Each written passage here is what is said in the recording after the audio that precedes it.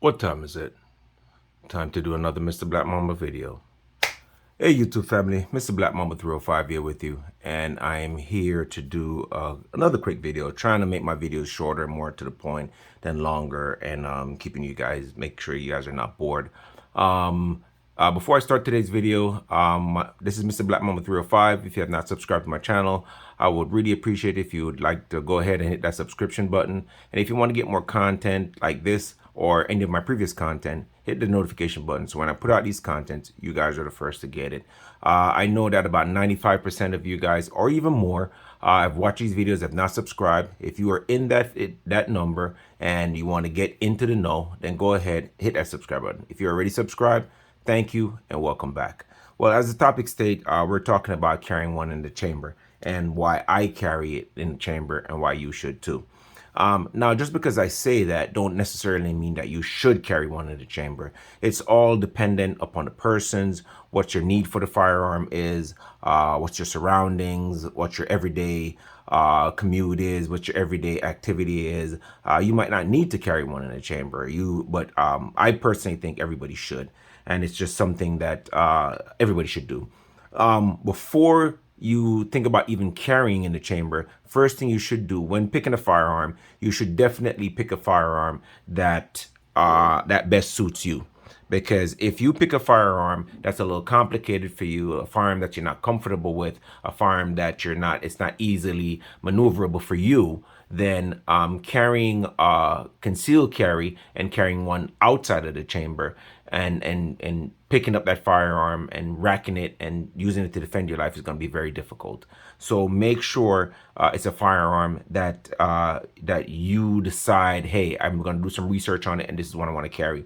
A lot of people will conceal carry. Now, when we talk concealed carry, you guys might think that only men conceal carry, but there's a lot of women with kids, older people, older men, older women.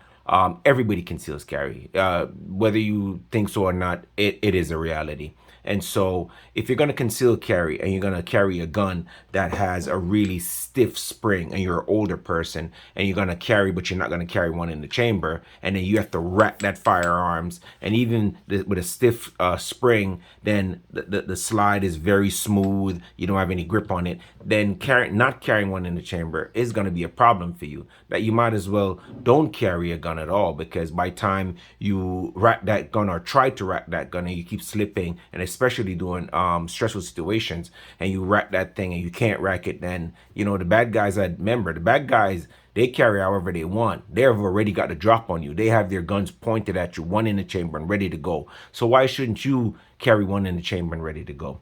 So like I said, so before you start, you got to make sure you choose the firearm that you do choose to carry. That's going to dependent on if it's easier to carry one in the chamber or not. So, like I said, there's a plethora of guns. Modern day firearms like this, like my current EDC gun, which is the Beretta PX4 APX Centurion.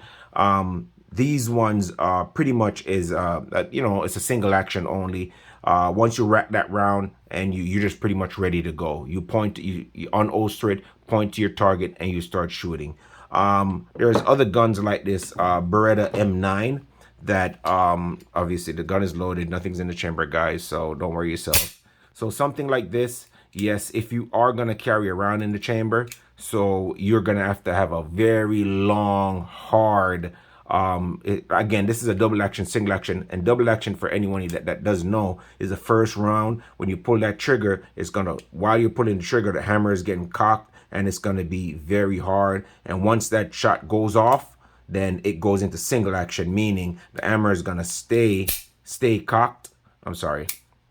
The hammer is going to stay cocked, and then every subsequent shot after that is going to be lighter than the first. So if you are going to carry with one outside the chamber, you have to contend with that. You have to contend with unholstering your firearm, moving your garment from your waist, unholstering your firearm, getting a grip, that long double action pull, lining up your sights, and then make a shot on target. And again, guys, that might sound like a long process. This is are going to happen in a split of a second. So if somebody attacks you and they're within 5 yards of you, 5 to 8 yards of you, you doing all that stuff in a panic situation, they can lunge at you, grab that gun from you, take your gun and use it against you. So that's why I do advocate carrying with one in the chamber, and that's why I'm going to advocate for the concealed carry that you're going to choose to protect your own life. You got to do your research and make sure that the gun that you carry is not gonna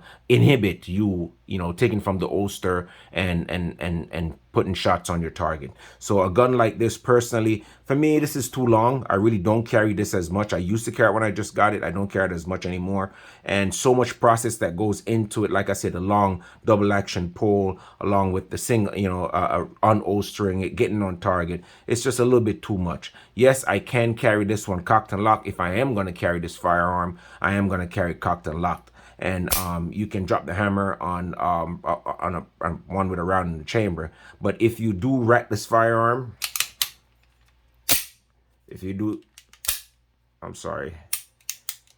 like pretty much if you rack this firearm, you can pretty much carry it like this. A lot of people don't feel safe actually carrying a firearm like this. They just feel like by some force of nature, this is pointing at their junk or their hips or their thighs, by some freak of nature, this thing is gonna go off. But if you have your gun in a pretty decent holster, that is not going to be the case. And if you have a holster like this, it's not going to have any accidental discharges at all.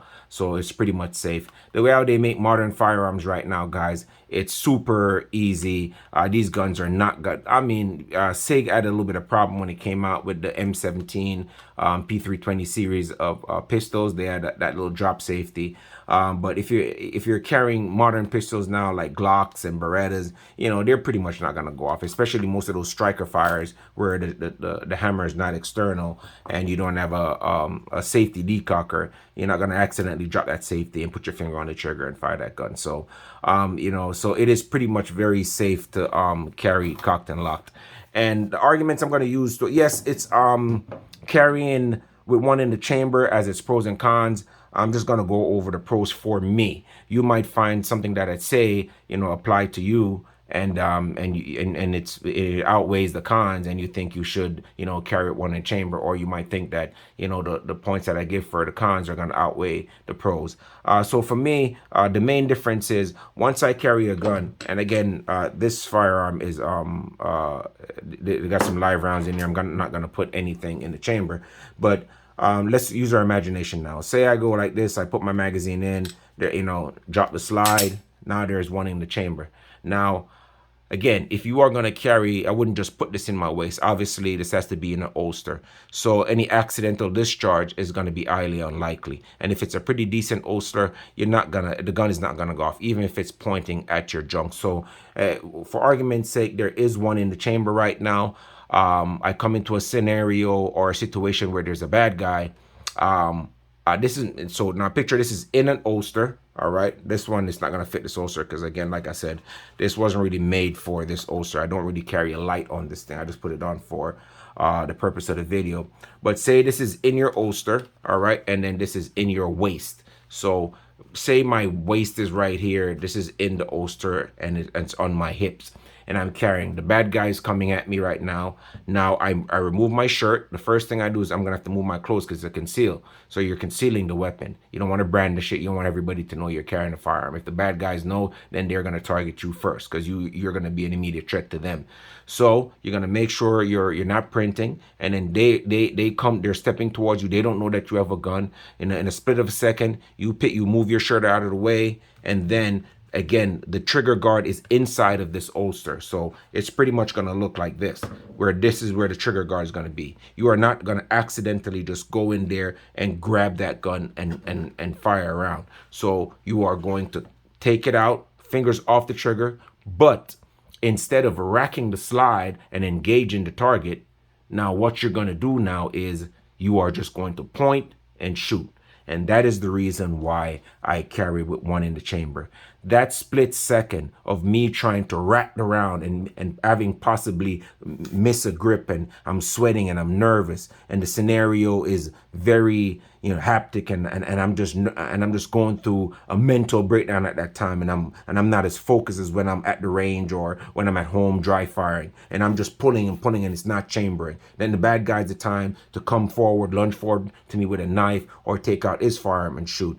Then you take out that little scenario, and that's why carrying one in the chamber is amazing for me, and that's why I suggest everyone should carry one in the chamber. Now, if you're going to carry one in the chamber, guys, what I do suggest that is you do some practice with your firearm. Now, what I would go ahead and do, I've done this at the range a few times, so I really am not going to do a lot of practice. And not only that, I think I did a video where I showed you that I have like a BB gun. If you guys can go to Walmart or anywhere, Dick's or any of these places, and you guys can get a BB gun, you guys can use one of those BB guns and practice. So before you start carrying cocked and locked and ready to go with one in the chamber, use a BB gun, put it in an holster, because there's a lot of BB guns now there making them full size. They mimic the pretty much the same size of a full size handgun. You can take that gun and just take it out, pull up your shirt, pull it out, and point to the target. Do that over and over and over without putting your finger in the trigger guard. All right, so you want to be conscious of where you put your finger every time when you pull out that gun out of your holster and point it, because you want to make sure when you send that round down wherever it's going, you really want to send it, because remember, those bullets don't come back, and the effects that they have downrange is long lasting. You might shoot past your intended target and shoot an unintended target. So you guys want to make sure that whatever you decide to do, and if you decide to pull that trigger, it's where you really want to do it, or else you're gonna need a really good lawyer. So again, for me personally, if you are gonna carry cocked and locked with one in the chamber, I suggest purchasing some snap caps.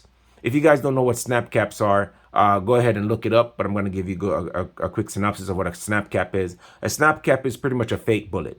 What you pretty much do, you can buy them for different caliber, 9s, 38, 22, you know, I'm assuming somebody might actually carry an AR. I don't know. You know, they carry them for all calibers, and they're just practicing rounds. You know, they have like a soft, the part where the primer is supposed to be on a real bullet. It's just a little soft area, so every time the hammer hits it, you know, it really doesn't go off. And then you can either, you know, buy those snap caps, keep them in your firearm, walk around, just, you know, just practice your pull and point, and then pull on the trigger, and then, you know, try to get used to carrying you know, cocked and lock, or with one in the pipe.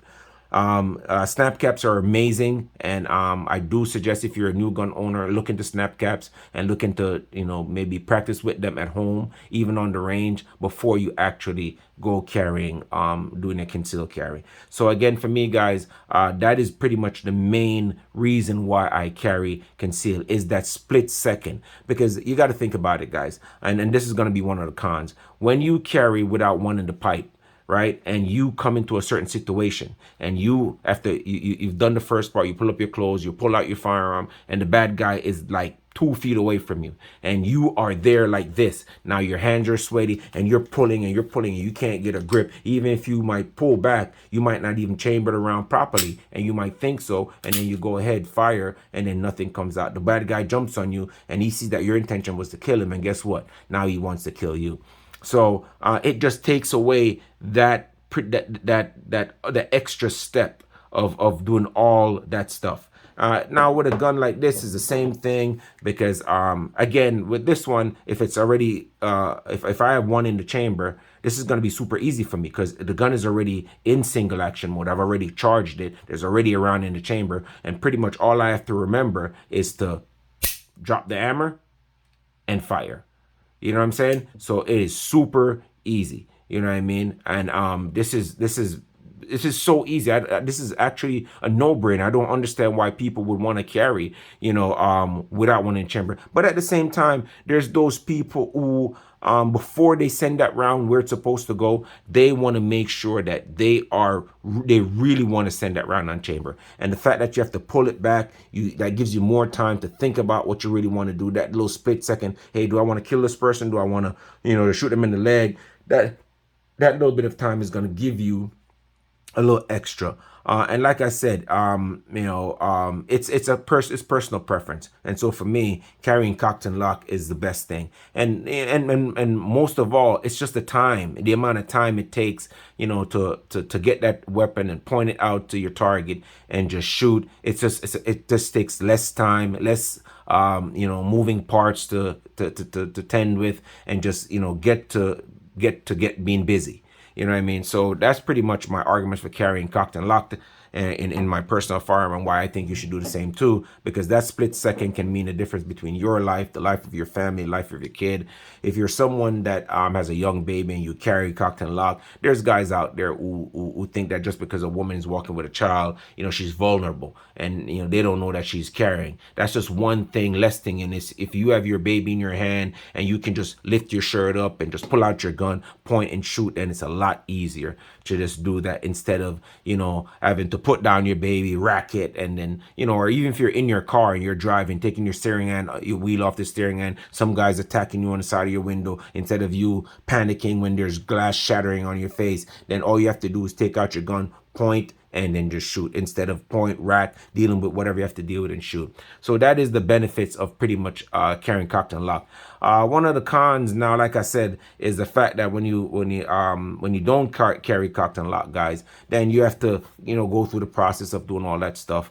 And if you have young kids in your house, and you really don't want to carry cocked and locked, because if you put your gun down accidentally, those kids go there, and it's already ready to go, and they're pressing the trigger because they watch so much Hollywood, then you're pretty much in trouble. So if pretty much you don't want to put one in the chamber for a child to rack that gun, especially if they're a young child, and to really pull something back, like for instance on this Beretta, if you don't carry one in the chamber and they have to really pull on this, it's very slippery, it's a big gun, their hands are going to be too small, it's too slippery, they're going to have a hard time pulling this thing back and then racking it and then firing that firearm. So yes, that's the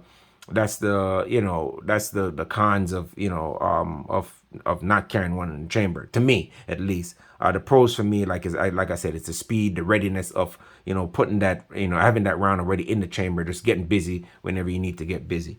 So guys, it's a personal preference. Like, you got to think about whatever firearm that you are carrying, and when you think about concealed carry, and when you want to carry one in the pipe. So again, guys, if you like my video, go ahead, like, subscribe, and share the channel. That's all I have for you today. Thank you guys for watching. If you like my content, go ahead, hit the subscription button, hit that super like if you really want to help out the channel, share, subscribe.